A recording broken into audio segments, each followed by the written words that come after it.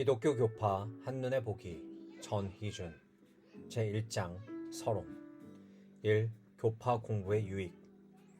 자신이 원하든 원하지 않든 의식하든 의식하지 않든 기독교 신앙을 갖는다는 것은 한 교파의 신앙 전통 안으로 들어오는 것을 의미한다.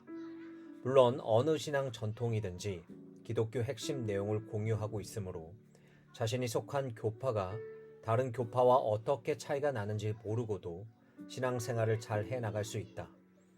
그렇다면 왜 굳이 교파를 알아야 하는가? 신앙생활을 하다 보면 교파들의 교집합에 해당되는 영역에만 항상 머무를 수는 없다. 스스로의 신앙을 더 잘 이해하고 풍성한 복음의 유익을 얻기 위해서는 교파에 대한 기본적인 지식이 필요하다. 각 교파를 바르게 이해하면 다음과 같은 유익을 누릴 수 있다. 첫째, 교회의 특정 가르침이 우리 교파만의 독특한 전통인지 아닌지 구분할 수 있다. 예를 들어 순복음 교회 신자가 사정이 생겨서 장로교회에 출석하게 되었다고 가정해보자. 교파에 대한 이해가 전혀 없는 상태라면 그의 눈에 비친 장로교회 성도들의 모습은 성령 세례를 받지 않은 상태처럼 보일 것이다. 혹은 장로교회에서 유아 세례를 받고 신앙생활을 하던 신자가 침례교회에 다니게 된다면 그는 침례를 다시 받아야 할지 심각하게 고민할 수도 있다.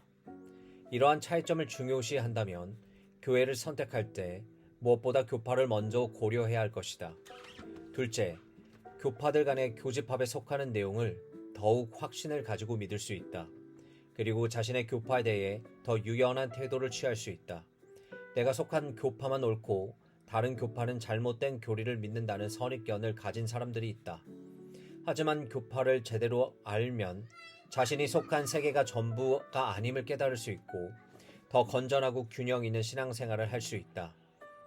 셋째, 자신의 신앙 전통의 장점을 더 분명하게 이해하게 되고 어떤 부분을 보완하면 좋을지 생각해 볼 수 있다. 예를 들어 유아 세례를 시행하는 교회 전통 안에서 자랐다면 큰 고민 없이 자녀들에게도 유아 세례를 받게 했을 것이다. 그런데 교파를 공부하면 유아 세례를 시행하지 않는 교회들도 있음을 알게 되고 그러한 교회들의 주장도 듣게 된다. 그 교회들의 반론에도 불구하고 우리 교회에서는 왜 유아 세례를 시행하는지 공부하게 되고 그러한 과정을 통해 유아 세례 전통의 소중함을 더 깊이 깨닫게 될 것이다. 그리고 유아 세례 시행의 반론에 유의하면서 이후 입교 과정을 더 철저히 준비할 것이다. 유아 세례를 행하지 않는 교회라면 이렇게 교파의 차이점을 공부하는 과정을 통해 유아 세례 시행을 찬성하는 주장에 유의하면서 헌화식의 의미를 더 소중하게 여기게 될 것이다. 또 다른 예로 한국교회 다수를 차지하는 장로교회 교인들은 교파 공부를 하게 되면 존 웨슬리의 신학을 따르는 교파가 생각보다 많다는 사실에 깜짝 놀랄지도 모른다. 나중에 더 자세하게 논의하겠지만 일반적으로 장로교회가 따르는 개혁주의 신학은 웨슬리 신학에 비해 하나님의 주권을 더 강조한다.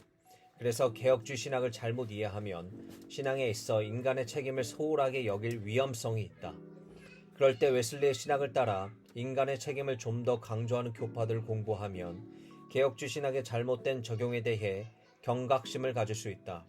결론적으로 교파를 올바르게 이해하면 자신이 속한 신앙 전통을 더 깊이 이해할 수 있고 겸손하게 자신의 신앙의 장단점을 점검하여 더 폭넓고 균형 잡힌 신앙으로 성장할 수 있다. 2. 교파와 교단 용어 정리. 일반적으로 교단은 하나의 헌법이나 단일한 조직을 갖추고 대외적으로 법적 주체가 되는 단체를 가리킨다. 반면에 교파는 법적 주체는 아니지만 같은 역사 전통과 여러 공통 요소들 공유한 교단들을 모두 지칭한다. 한마디로 교파가 교단보다 상위의 개념이다.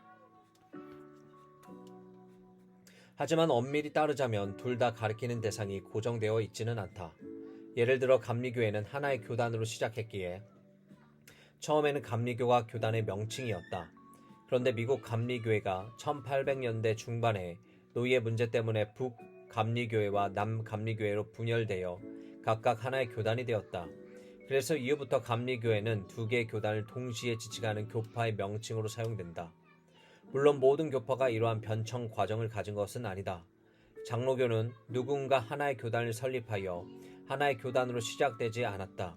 종교개혁 당시 로마 카톨릭 교회를 거부하고 개혁주의 신학을 받아들여 개혁에 동참한 이들이 세운 여러 교회가 서로 영향을 미치면서 장로교회 체계가 형성되고 발전했다. 따라서 장로교회라는 명칭은 그 시작부터 교파 개념에 더 가까웠다. 한편 이 책에서 비교하는 교파들이 일정하게 동일한 선상에 있지 않음을 먼저 밝히는 바이다. 로마 카톨릭 교회와 동방 정교회는 이 책에 나오는 8개의 교파와는 성격이 조금 다르다. 로마 카톨릭 교회와 동방 정교회 입장에서는 8개의 교파를 묶은 개신교라는 용어를 그들과 같은 수준에서의 교파라고 받아들이는 것이다. 또 개신교 범위 안에 있는 교파들도 모두 동일한 교파 개념으로 분류한 것은 아니다. 예를 들어 구세군이나 성공회는 그 아래 속한 교단들이 없기 때문에 교파와 교단의 구분이 없다는 점에서 다른 교파들과 차이가 있다. 하지만 이러한 다양한 수준에서의 교단과 교파를 정확하게 지칭하는 단어가 없으므로 이 책에서는 편의상 교파 또는 교회라는 이름을 비교 대상에 일괄 적용하면서 서로 비교하고 분석할 것이다. 3. 내용 소개. 이 책의 일부에서는 우리에게 널리 알려진 10개의 교파의 형성 과정 및 특징을 알아볼 것이다. 그리고 2부에서는 각 교파의 주요 교리를 비교할 것이다. 기독교는 어느 교파에서든지 복음이라는 핵심 내용을 다 공유하고 있기에 중요 교리에 의해서는 크게 차이가 없다. 최후 심판과 예수님의 재림이 있으리라는 믿음과 하나님은 누구신가, 인간은 누구인가, 예수님은 누구이신가 라는 질문의 답은 모든 교파에서 큰 차이가 없다. 그래서 이 책에서는 이러한 공통점들은 언급하지 않고 각 교파의 차이가 두드러지는 내용들만 살펴볼 것이다. 구원에 있어 하나님의 주권과 인간의 책임 사이의 관계를 다루는 신학, 성례에 대한 이해, 교회 정치제도 등이다. 그리고 중간중간 본문과 관련된 역사적 사건과 인물 등을 소개하거나 이단에 관해 논의 등 신학적 이수를 설명하는 내용을 덧붙였다. 자, 그럼 먼저 각 교파의 형성 과정 및 특징을 살펴보자. 두 번째, 각 교파의 형성 과정 및 특징.